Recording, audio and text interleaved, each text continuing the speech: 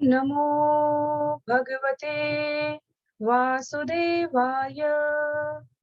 ओम नमो भगवते वासुदेवाय। ओम नमो भगवते वासुदेवाय।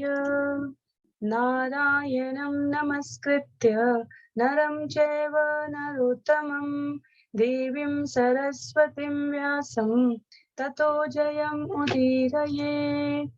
शृण्वतां स्वकथा कृष्ण पुण्यश्रवणकीर्तन यद्यन्तस्तो यभद्राणि विधुनोति सुयत्स्यताम्।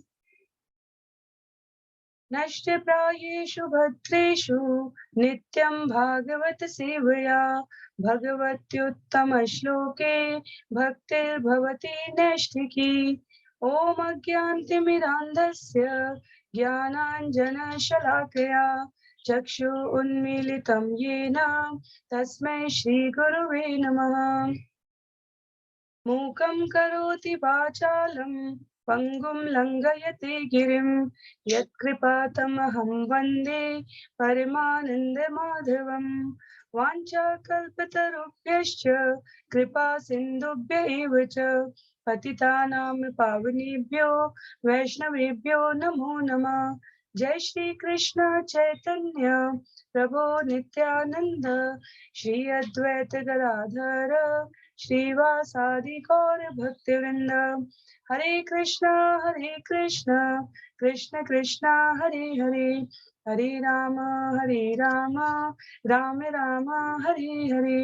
हरे कृष्ण कृष्ण कृष्ण हरे हरे, हरे राम राम राम हरे हरे। हरे कृष्ण कृष्ण कृष्ण हरे हरे, हरे राम राम राम हरे हरे। हरे कृष्णा। आप सभी को दंडवत प्रणाम। श्रीमद् भागवतम महापुराण सत्रों की श्रृंखला में आप सभी का स्वागत है। हम सभी आज यहाँ 165वें सत्र में स्कंद 3 अध्याय 21 का श्रवण और पठन करने का प्रयास कर रहे हैं। अध्याय 21 जिसका नाम है मनु और कर्दम संवाद। यदि हम सभी को स्मरण हो तो महात्मा विदुर उन्होंने, क्योंकि ये पूरा प्रक्रम जो चल रहा है वो मनु कैसे सृष्टि का संरक्षण और संवर्धन करेंगे ब्रह्मा जी के आदेश पर, उस पर चल रहा है। तो मनु के संबंध में जिज्ञासा करते हैं महात्मा विदुर मैत्रेयी मुनि से। तो इस अध्याय की विषय सूची यदि हमें स्मरण हो तो श्लोक संख्या 1 से लेकर 5 तक हमने विदुर की मनु के संबंध में जो जिज्ञासा है उसके बारे में श्रवण किया। 6 से लेकर 12 तक कर्दम मुनि को भगवत दर्शन, कर्दम मुनि ने तपस्या की है। कर्दम मुनि किस विषय पर तपस्या कर रहे हैं? ब्रह्मा जी के आदेश को पूरा करने के लिए समान शीलवती पत्नी की इच्छा के लिए अष्टांग योग की पद्धति के द्वारा भगवान को प्राप्त करते हैं। भगवान के दर्शन होने पर श्लोक संख्या 13 से लेकर 22 तक कर्दम मुनि की प्रार्थनाएं निवेदित हुई है यहाँ पर। और इसी प्रार्थनाओं के श्लोकों के क्रम में हमने करीब 17-18 तक, श्लोक संख्या 17-18 तक कर्दम मुनि द्वारा भगवान को जो सुंदर शब्द अर्पित किए गए हैं उसका श्रवण और पठन किया था। क्यों ये प्रार्थनाएं हमारे लिए महत्व की हैं इसके बारे में भी हमने चर्चा की थी। क्योंकि हमें सरलतम सहज तरीके से भक्ति करने के लिए आचार्यों ने गुरु शिष्य परंपरा में जो शब्द निवेदित किए हैं, यदि केवल हम उनका अनुसरण मात्र कर ले, केवल उनको रिपीट कर दे, उनको पुनरोक्ति कर दे, पुनः भगवान के सामने निवेदित करते हुए अपना समर्पण, अपनी शरणागति सुनिश्चित कर दे भगवान के समक्ष, तो भगवान इतने मात्र से प्रसन्न हो जाते हैं। तो ये प्रार्थनाएं यदि हमें स्मरण ना भी हो, यदि संस्कृत पढ़ने में भी कठिनाई हो, तो भी इनको हिंदी की जो पंक्तियां हैं एज इट इज यथावत रूप में भगवान के सामने कह देने मात्र से भी भगवान हमारे भावों को स्वीकार करते हैं और हम अपने भावों को भगवान की चरणारविंद में दृढ़ करते हैं। तो आरंभ करते हैं। जिनके पास पुस्तक है उनसे विनम्र अनुरोध है कि पुस्तक का प्रयोग करें। स्कंद 3 अध्याय 21 श्लोक संख्या 18 से हम आज का सत्र आरंभ करते हैं। अन्य सभी के लिए मैं यहाँ स्क्रीन पर श्लोक दिखा रही हूँ, तो आपसे अनुरोध रहेगा कि साथ साथ वाचन करने का प्रयास करें। स्कंद 3 अध्याय 21 श्लोक संख्या 18। न तेजराक्ष भ्रमिरायुरेषां त्रयोदशारं त्रिशतं षष्टिपर्व षण्णेम्यनन्तक्षदीयतृणाभिः कराल स्त्रोतो जगदाक्षिद्यधावत्। आपका 3 नाभि वाला काल चक्र अमर ब्रह्म की धुरी के चारों ओर घूम रहा है। इसमें 13 तीलियां एरे जिसे हम कहते हैं एरे, 360 जोड़, 6 परिधियां तथा उस पर अनंत पत्तियां पत्थर पिरोए हुए हैं। यद्यपि इसके घूमने से संपूर्ण सृष्टि की जीवन अवधि घट जाती है, किंतु यह प्रचंड वेगवान चक्र भगवान के भक्तों की आयु का स्पर्श नहीं कर सकता। हमें स्मरण रखना चाहिए कि कर्दम मुनि अष्टांग योग के निष्णात जो अभ्यासी हैं, उस क्रम में आते हैं, उस श्रृंखला में आते हैं आचार्यों की। तो ऊपर जितने भी संख्या दी है और ये जो विधि दी है इसके बारे में चर्चा करेंगे, पर अंतिम पंक्ति क्या है? अंतिम पंक्ति क्या है? काल द्वारा भक्तों की जीवन अवधि पर कोई प्रभाव नहीं पड़ता। इसीलिए कहा गया भक्त मृत्यु के सिर पर पैर रखकर भगवत धाम को गमन करते हैं। थोड़ी सी भक्ति से भगवान भक्तों को बड़े से बड़े संकट से बचाने के लिए तत्पर रहते हैं। और मृत्यु वास्तव में एक संकट भी कहा गया, एक शाश्वत सत्य भी कहा गया। 4 प्रकार के जो निश्चित कष्ट हैं इस भौतिक जगत में, क्योंकि आत्मा के कहने के लिए आत्मा एक शरीर से दूसरे शरीर में गमन करेगी, देहांतरण की प्रक्रिया है। अध्याय 2 श्लोक संख्या 13 भगवत गीता, देहिनो अस्मिन् यथा देहे कौमारम यौवनम जरा। तो लेकिन इस जन्म मृत्यु के देहांतरण की प्रक्रिया से पूरी तरह से बाहर निकल आने का जो सर्वश्रेष्ठ उपाय है वो क्या है? भगवान की भक्ति। हरि विनाम स्मृतिम तरंती। श्री प्रभुपाद तात्पर्य में लिखते हैं, भगवान के अनुग्रह के बिना जन्म मरण के चक्र से छुटकारा नहीं मिल सकता।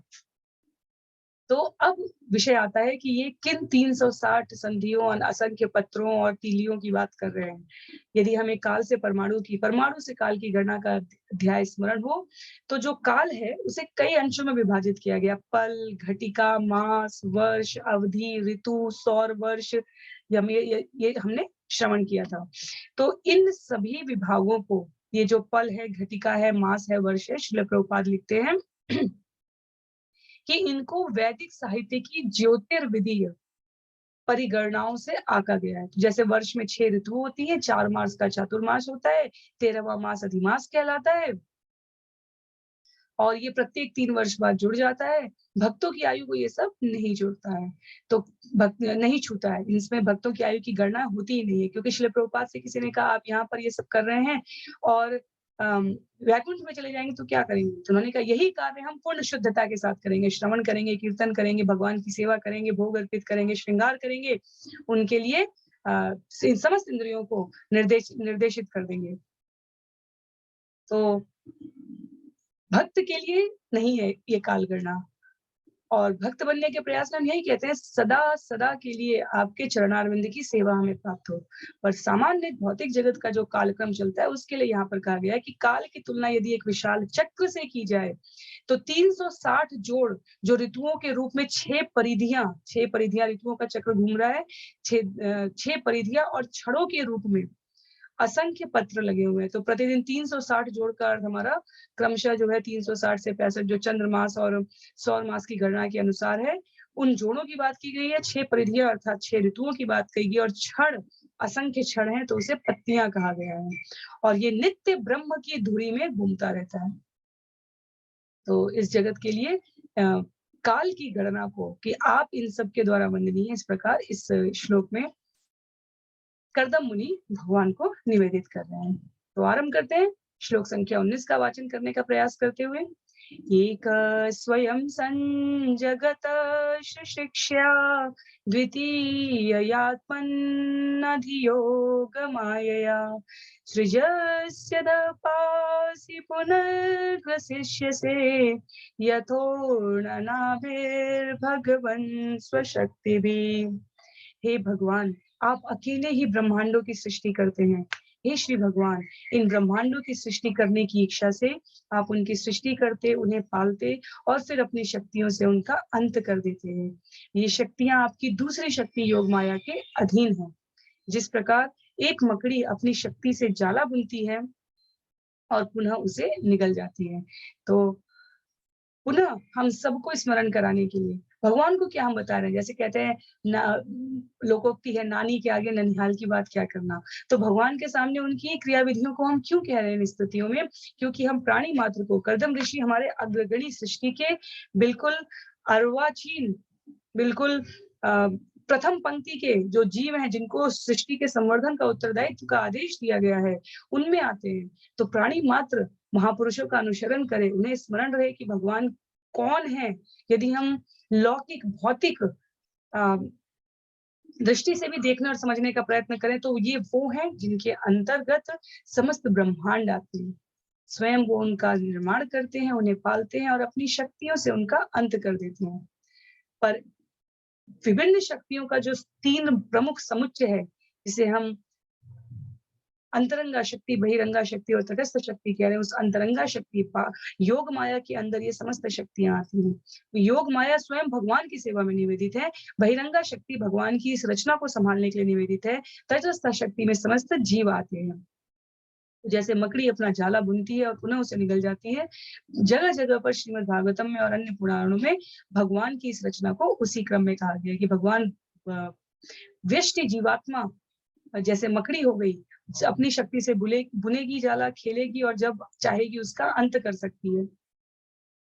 तो जब मकड़ी का जाला उपस्थित है, तो अर्थात मकड़ी अपने आप में स्वयं भी उपस्थित है। जब ये जगत स्थित है, हमें सूर्य, चंद्र, अनेक उल्काखंड, पिंड, 84 लाख योनियों के जीव, इतनी प्रकार की रचना दिख रही है। तो इन जीवों का, इन सृष्टि के अवयवों का निर्माण करने वाला कोई व्यक्ति परम पुरुष है। ये कोई निराकार नहीं है, निश्चित रूप से निराकार है, सच्चिदानंद। इसलिए निर्गुण का जो कॉन्सेप्ट है, जो सिद्धांत है, वो पूर्णता प्राप्त नहीं है। वो ये बताने के लिए कि हमारी इंद्रिय क्षमता से परे की, जो इंद्रिय क्षमता की जब हम बात करते हैं तो इन चर्म चक्षुओं के बारे में कहते हैं, इनसे परे का विषय है ये। इसलिए हम उसे निर्गुण के रूप में आभास स्वयं को समझाने के लिए व्यक्त कर सकते हैं, पर पूर्ण सत्य में पूर्ण पुरुषोत्तम भगवान श्री कृष्ण सच्चिदानंद विग्रह दिव्य स्वरूप संवेदनशील शरीरधारी हैं। अंतर सिर्फ इतना है कि उनका शरीर दिव्य है, पर उनमें भी उतनी ही संवेदनशीलता है। वो भक्तों की प्रार्थना सुनते हैं, वो उसको पूरा करते हैं। कर्दम मुनि ये निवेदित करते हैं। तत्पश्चात श्लोक संख्या 20 में तद्वताधीश पदं तवीप्सितं यन्मायया नस्तनुषे भूतसूक्ष्मम् अनुग्रहायास्त्वपि यहि मायया लसत्तुलस्या भगवान् विलक्षितः। हे भगवान, इच्छा के न होते हुए भी आप स्थूल तथा सूक्ष्म तत्वों की सृष्टि को हमारी इंद्रिय तुष्टि के लिए प्रकट करते हैं। आपकी अहेतुकी कृपा हमें प्राप्त हो, क्योंकि आप अपने नित्य रूप में तुलसी दल की माला से विभूषित होकर हमारे समक्ष प्रकट हुए हैं। तो कर्दम मुनि ने भगवान से कहा है कि भगवान, स्थूल और सूक्ष्म दोनों में आपको व्यक्त या अभिव्यक्त या अव्यक्त होने की आवश्यकता नहीं है। क्यों? क्योंकि आप तो अपनी इच्छा से स्वतंत्र हैं। केवल हम जीवों की प्रबुद्धता को सुनिश्चित करने के लिए, हमारी भक्ति की इस तंतु को आपके साथ जोड़े रखने के लिए आप इस प्रकार हमारे सामने तुलसी दल की माला से विभूषित होकर हमारे समक्ष प्रकट होते रहे। आपकी अहेतुकी की कृपा हमें प्राप्त होती रहे। जब हमें लगता है कि ये तो बहुत ही जानी पहचानी बातें हैं, तो हमें हमेशा स्मरण रखना चाहिए कि इस जगत में जहाँ हम सभी अपनी अपनी जगह पे, घरों में, परिवारों में, समाज में, सड़क पे, लोगों के बीच एकांत में जहाँ भी खड़े हैं, किस क्षण कौन सी आपदा आ जाए, ये भयभीत होने की बात नहीं है। ये इस भौतिक जगत की सच्चाई है। जैसे हम कहीं किसी मैरेज में बच्चों के लिए छोटे-छोटे जंगल वाले दृश्य उपस्थित करने के लिए कुछ ये बच्चों के जो खेल होते हैं उसमें उपस्थित किया तो कब कहाँ से कौन सा तीर भाला कहाँ कौन उसको भयभीत करने के लिए प्रस्तुत हो जाए, हमें नहीं पता होता। वैसे ही ये भौतिक जगत है, तो ये डराने की बात नहीं है, ये वास्तविक सच्चाई है। हम सब इसका अनुभव करते हैं। एक क्षण में सृष्टि इधर की उधर हो जाती है मनुष्य के जीवन में, और पदे-पदे विपदाम कही गई है। हर क्षण पे कब कौन सा क्षण किस प्रकार की स्थिति लेकर आए, हमें इसका ज्ञान नहीं है।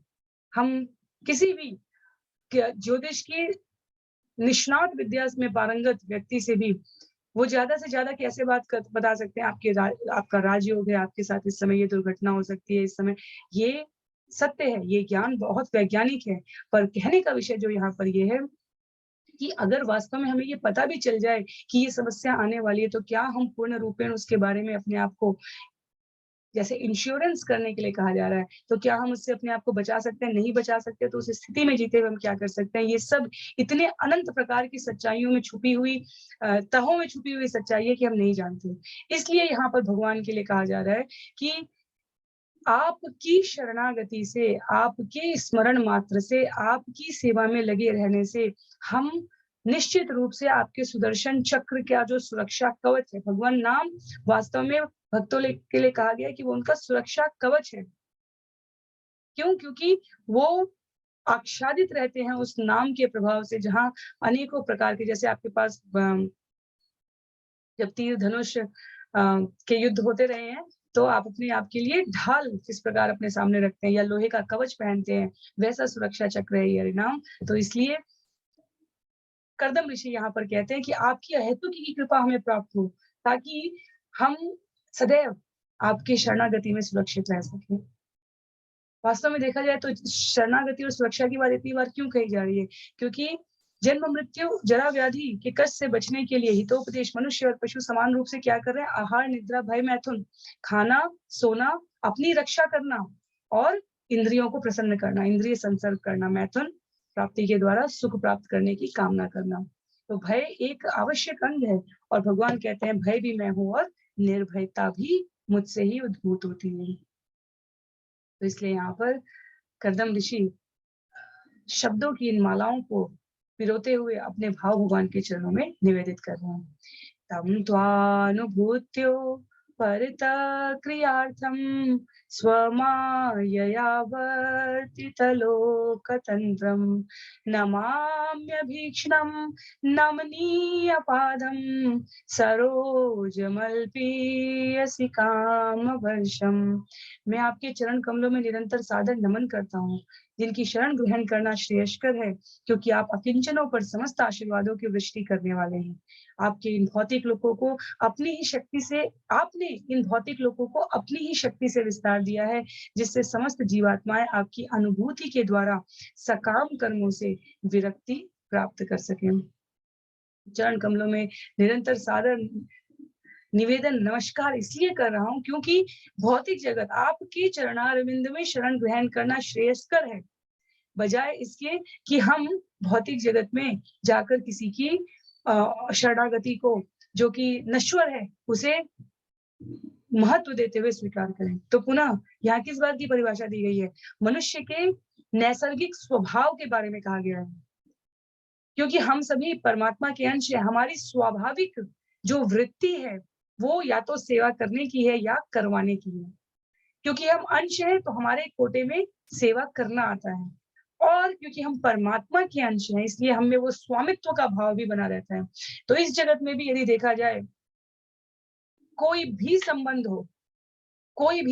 हो, जो मूल भाव है वो स्वामी और सेवक की है। यदि माता और शिशु का भी संबंध देखा जाए तो शिशु सेवा करवा रहा है, चाहे वो असहाय अवस्था में शिशु स्वयं, नवजात शिशु खुद नहीं कर सकता, और माता सेवा कर रही है, वात्सल्य भाव से कर रही है, निस्वार्थ प्रेम से कर रही है।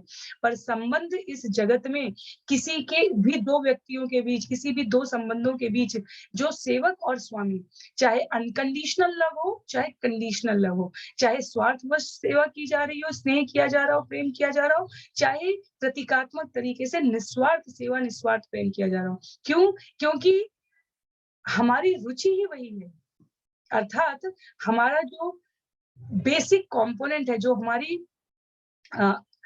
शारीरिक संरचना, जिन तत्वों से, जिन प्राकृतिक अवयवों से ये शरीर बना है, ये मन, बुद्धि, अहंकार, सूक्ष्म शरीर दो प्रकार के होते हैं भगवद गीता में, एक सूक्ष्म शरीर, एक स्थूल शरीर। ये जो बाहरी अंग दिख रहे हैं ये हमारा स्थूल शरीर हो गया, और मन, बुद्धि, अहंकार, ये सब जो तत्व हैं हमारे, ये सूक्ष्म तत्वों में आते हैं। तो दोनों को मिलाकर जो वृत्ति आ रही है वो स्वामी और सेवक की है। क्यों? क्योंकि शाश्वत रूप से हमारा वही संबंध है। भगवान की शरणागति में रहकर हम क्या कर रहे हैं? इस संबंध को पुनर्जागृत कर रहे हैं। अन्यथा इस भौतिक जगत में भी रहेंगे किसी के भी साथ, तो या तो हम स्वामी की भूमिका, हमें लग रहा होगा कि हम नियंत्रक हैं, हम आदेश कर सकते हैं, हमारी इतनी सेवा कर सकते हैं लोग, हमारे पास ये प्रभुत्व है, ये सामर्थ्य है। या यदि हम अकिंचन भाव में हैं, तो हम सेवक के रूप में होंगे। हम सब अपनी सेवाएँ कहीं न कहीं दे रहे हैं। नहीं कहीं दे रहा है अगर कोई, तो वो अपनी इंद्रियों को सेवाएँ दे रहा है। इंद्रियाँ जिस प्रकार से तुष्ट होना चाहती हैं मन के द्वारा नियंत्रित होकर, वैसे हम उसे सेवा दे रहे हैं। तो कर्दम ऋषि कहते हैं कि जब यही मेरे बारे में, इस आत्मा तत्व के बारे में शाश्वत सत्य है, तो क्यों ना मैं आपकी शरण ग्रहण करूँ जो श्रेयस्कर है। क्यों? क्योंकि आप, जो आपकी शरण में आ जाता है, उसको सब कुछ दे देते हैं। और जो इस आपसे इतर जो माँगता रहता है, जितना माँगता है उतना आप अपनी बहिरंगा शक्ति महामाया के द्वारा अ उसको प्रदान कराते रहते हैं। ये कथा आती है कि भगवान ने कहा, मैं 2 प्रकार के भेंट स्वीकार करता हूँ।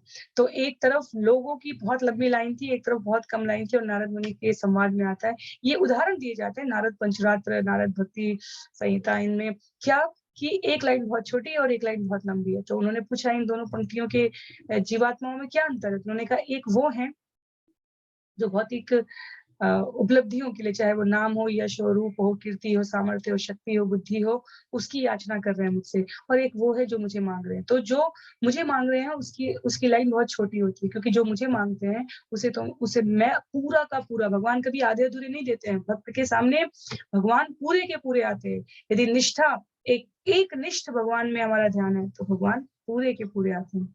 जो भी उदाहरण ले लीजिए, जो भी।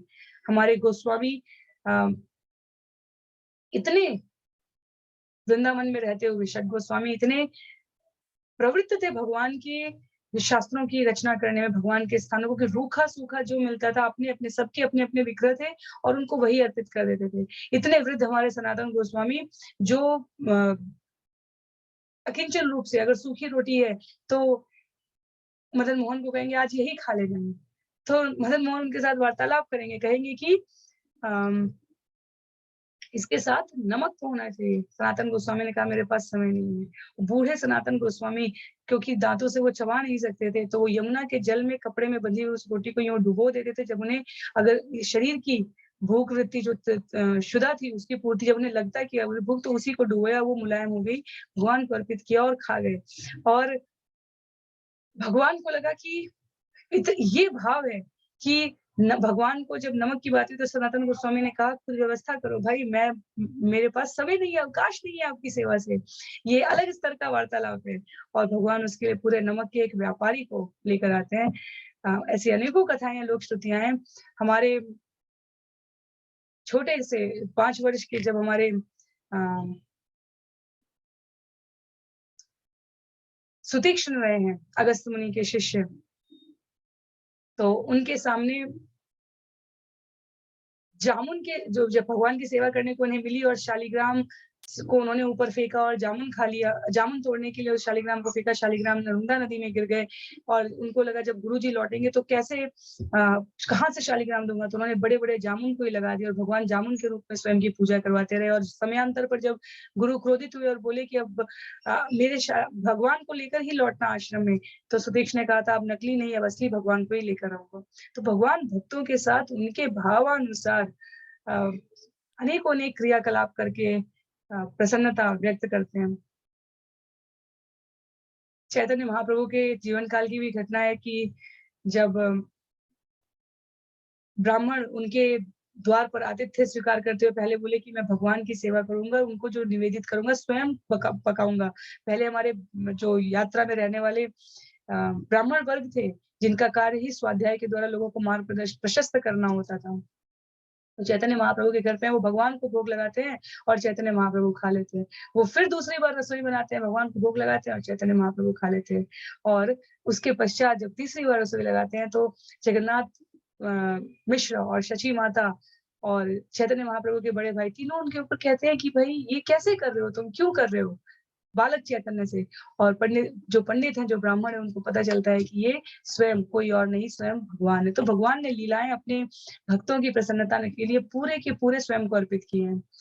क्या कहते हैं भगवान के लिए जो बहुत प्रसिद्ध है, छछिया बड़ी छाछ पे नाच नचावे। वे गोपियां जिन्हें शास्त्र का एक श्लोक नहीं पता है, उनकी भाव शुद्धि, क्योंकि वो सब जन्म जन्मांतर की नैमिषारण्य के ऋषि वृंद हैं, जिन्होंने अपने हृदय में समस्त प्रकार से भौतिक त्रास और ताप और अष्टांग की जिस पूर्णता जहां पर कहते हैं, और उसके बाद भगवान का दर्शन करने के लिए उनके साथ इस प्रकार से आमोद प्रमोद के भाव में जो व्यक्तिकरण किया है, तो भगवान ने कहा है कि द्वापर में वो प्रकट होंगे। और गोपियां है वो अकिंचन, बिल्कुल निर्मल स्वभाव वाली, जो पूरे ब्रह्मांड को नचा सकते हैं। इतने बड़े बड़े राक्षसों को बिना किसी अस्त्र और शस्त्र के अपने बाल्यकाल से, जन्म के तीसरे दिन से मारते आ रहे हैं, वो भगवान उन गोपियों के घर में माखन चुरा रहे हैं। तो भगवान जब अपने आप को अर्पित करते हैं तो पूरा का पूरा करते हैं। इसलिए भगवान से भगवान को मांगना ये सर्वश्रेष्ठ है। यदि हम राजा के पास जाएं और उससे उसकी मुझे एक गांव, 2 गांव, 1 जमीन, 100 स्वर्ण मुद्राएं इस प्रकार मांगे, तो राजा उतना ही देगा। पर जो कहे राजा को कि मैं आपको चाहता हूँ, तो उस प्रकार राजा को मांगने से पूरा साम्राज्य आ जाता है। अर्जुन और दुर्योधन का उदाहरण हम सभी को पता है। दुर्योधन को नारायणी सेना चाहिए थी और अर्जुन ने कहा कि मुझे सिर्फ आप चाहिए भगवान, और परिणाम सभी को विदित है। तो इसलिए कर्दम मुनि ने यहाँ पर कहा है कि आपकी अनुभूति के द्वारा सकाम कर्मों से विरक्ति प्राप्त हो सके, मैं समस्त आशीर्वादों की वृष्टि करने वाले आपको, सिर्फ आपको चाहता हूँ, सिर्फ आपकी शरणागति चाहता हूँ। तो श्लोक संख्या 22 में यहाँ पर उद्धृत किया गया है, ऋषि उवाच इत्यव्यलीकं प्रणुर्तोऽब्जनाभ तमावभाषे वचसामृतेन सुपर्णपक्षो परिरोचमान प्रेम स्मितोद्वीक्षण विभ्रमतब्रू। मैत्रेय ने कहा, इन शब्दों से प्रशंसित होने पर गरुड़ के कंधों पर अत्यंत मनोहारी रूप से दैदीप्यमान भगवान विष्णु ने अमृत के समान मधुर शब्दों में उत्तर दिया। उनकी भौहें ऋषि की ओर स्नेहपूर्ण हंसी से देखने के कारण चंचल हो रही थी। भगवान का जो रूप भक्तों को प्रसन्न है, भगवान उस रूप में उनके साथ संवाद करते हैं। भीष्म पितामह शरशैया पर लेटे हुए भगवान से कहते हैं कि जब आप महाभारत के युद्ध में वो चक्र उठाते हुए, वो शौर्यपूर्ण, क्योंकि वीर भाव है भीष्म के अंदर, जब आप उस रूप से मेरी ओर आए थे, वो रूप मेरे आंखों में स्मृति रूप में शरीर त्यागते समय इस भौतिक जगत का वो अंकित हो जाए। यहाँ कर्दम ऋषि के लिए वचसामृतेन, भगवान की वाणी दिव्य वाणी है, भौतिक जगत की वाणी नहीं है। तो करुण के कंधे पर मनोहारी रूप से दैदीप्यमान भगवान ने स्नेहपूर्ण हंसी से बिल्कुल जैसे हम भाव विवल होते हैं, तो हमारी जो मुख की जो अभिव्यंजना होती है, वो कोई भी बता सकता है। गुस्से का, क्रोध का, भाव का, प्रसन्नता का, आश्चर्य का, वो बिल्कुल चित्र प्रतिबिंबित होता है हमारे चेहरे पर। बिल्कुल उसी प्रकार से भगवान के लिए कहा गया है कि वो जो भक्तों से संवाद करते हैं, तो अकारण कृपालु रूप में अपने आप को व्यक्त करते हैं। तो क्या कह रहे हैं, अब भगवान बोलेंगे। यदि हमें स्मरण हो, श्लोक संख्या 23 से लेकर 32 तक भगवान का कर्दम ऋषि से वार्तालाप है। तो 23 से लेकर 32 तक भगवान कर्दम ऋषि से संवाद करने जा रहे हैं। क्या कह रहे हैं भगवान? श्री भगवान उवाच विदित्वा तव चैत्यं मे पुरेव समयोजितत् यदर्थमात्मनियमे त्वयैवाहं समर्चिता। भगवान ने कहा, जिसके लिए तुमने आत्मा संयम आदि के द्वारा मेरी आराधना की है, तुम्हारे मन के उस भाव को पहले ही जानकर मैंने उसकी व्यवस्था कर दी है। अखिल कोटि ब्रह्मांड के नायक कर्दम ऋषि को कह रहे हैं कि आप जिस हेतु ये पूरा 10,000 वर्ष का समय काल मेरी साधना में व्यतीत किए हैं, उसकी व्यवस्था मैंने पहले ही कर दी है। तो जब कहा जाता है भगवान समस्त कारणों के कारण है, हम सबको यहाँ विदित है कि क्यों कारण है, क्योंकि उनकी इच्छा, उनकी प्रसन्नता, उनके निमित्त बन के जीवन यापन करने में ही जीवन का औचित्य है। अन्यथा जन्मांतर तक 84 लाख योनियों के चक्र में हम घूमते रहेंगे, कौन पूछ रहा है? इतने कीट पतंगे प्रतिदिन पैदा हो रहे, मर रहे हैं हमारी आंखों के सामने, मेज पर, जमीन पर, किताबों में, हवा में, कहीं से कहीं तक कितने जीवों को छोड़ दीजिए, मनुष्यों की प्रतिदिन शरीर छोड़ने की प्रक्रिया चल रही है।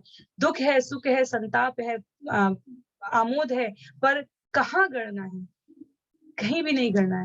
केवल कौन स्मरण रखे जा रहे हैं? जो भगवान की स्तुति गा रहे हैं, भगवान उनको कभी विस्मृत नहीं कर रहे हैं। तो भगवान ने कहा, मैंने सब व्यवस्था कर दी है, आपके हृदय की अभिलाषा मुझे पहले से ही ज्ञात है, क्योंकि सब कुछ तो उनकी इच्छा के निमित्त हो रहा है। तो परमात्मा जो हृदय में अवस्थित हैं, वो साक्षी हैं कि कर्दम ऋषि किस भाव से ये कर रहे हैं, और इसलिए उन्होंने कहा, मैंने सारी व्यवस्था कर दी है।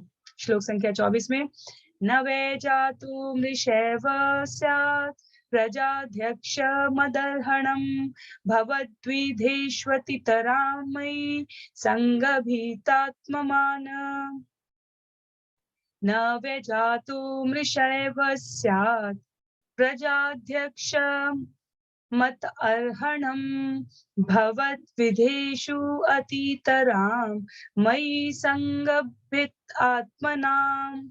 भगवान ने आगे कहा, हे ऋषि, हे जीवात्माओं के अध्यक्ष, जो लोग मेरी पूजा द्वारा भक्ति पूर्वक मेरी सेवा करते हैं, विशेष रूप से तुम जैसे पुरुष जिन्होंने अपना सर्वस्व मुझे अर्पित कर रखा है, उन्हें निराश होने का कोई प्रश्न ही नहीं उठता।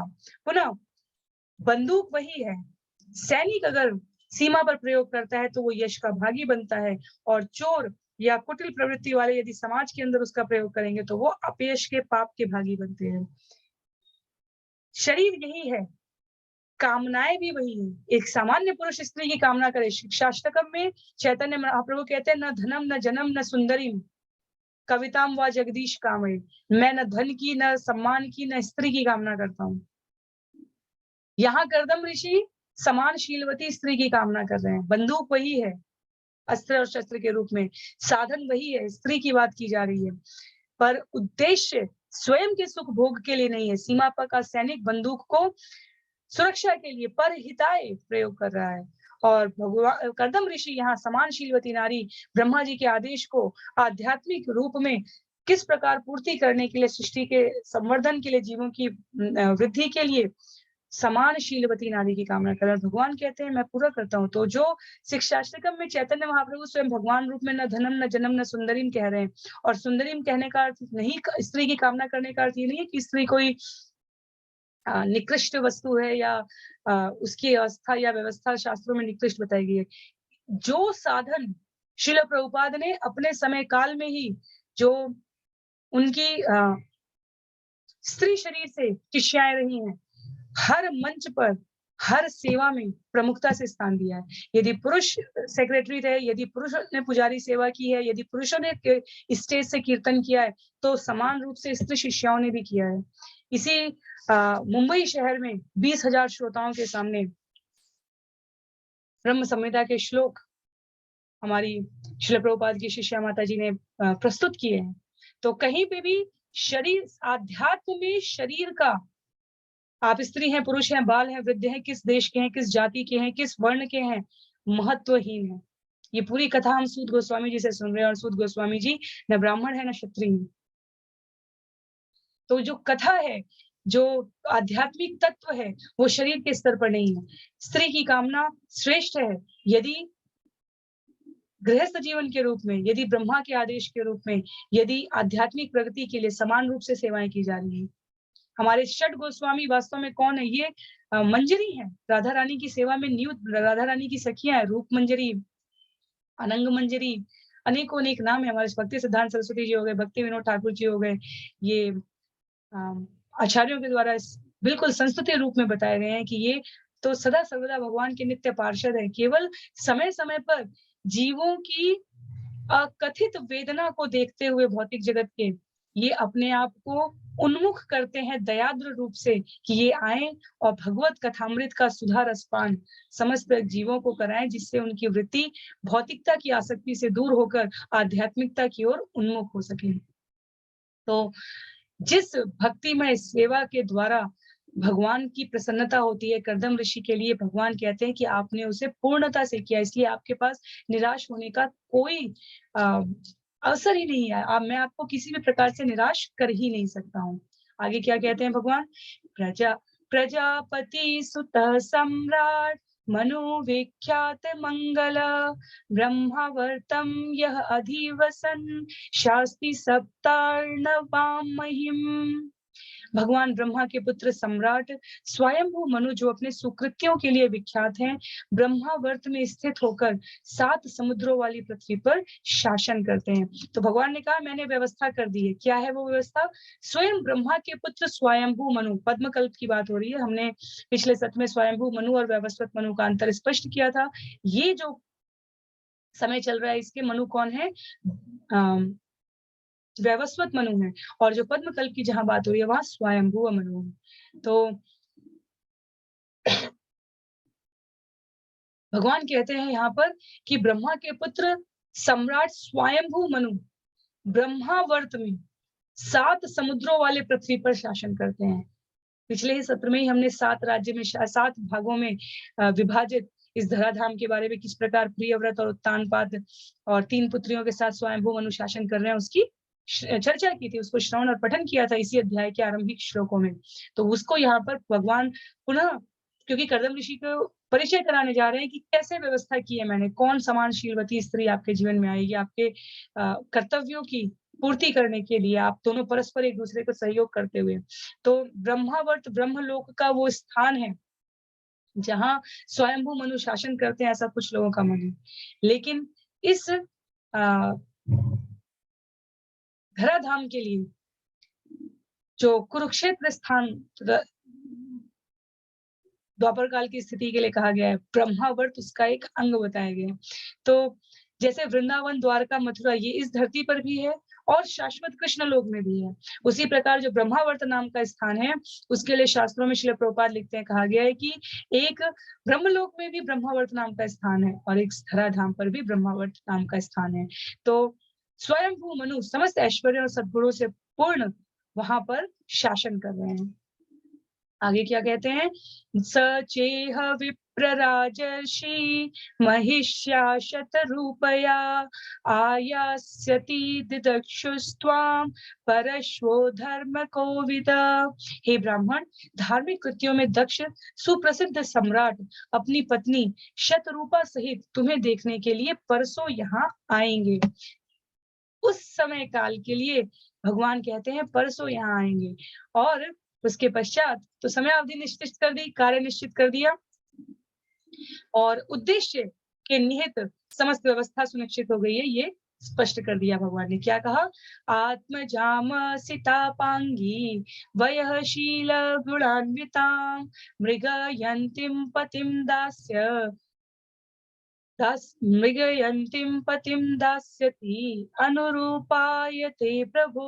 उनके एक श्याम नेत्रों वाली तरुणी कन्या है, वह विवाह के योग्य है, वह उत्तम आचरण वाली तथा सर्वगुण संपन्न है, वह भी अच्छे पति की तलाश में है। महाशय, उसके माता पिता तुम्हें देखने आएंगे, तुम उसके सर्वथा अनुरूप हो, जिससे वे अपनी कन्या को तुम्हारी पत्नी के रूप में अर्पित कर देंगे।